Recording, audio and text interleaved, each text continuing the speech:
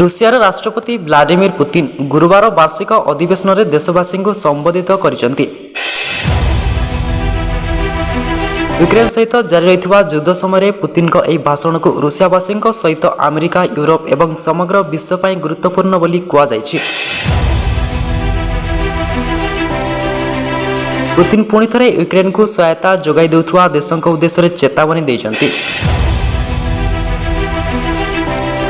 Russia ବିରୋଧରେ ଯିବା ଦ୍ୱାରା ସେସବୁ ଦେଶର କ୍ଷତି ହେବ ବୋଲି ସେ କହିଛନ୍ତି। ପୁତିନ କହିଛନ୍ତି, ଏଭଳି ଆକ୍ରମଣକାରୀ ସାବଧାନ ହେବା ଆବଶ୍ୟକ। ସେମାନେ ମନେ ରଖିବା ଉଚିତ, ଆମ ପାଖରେ ମଧ୍ୟ ଅସ୍ତ୍ରଶସ୍ତ୍ର ରହିଛି।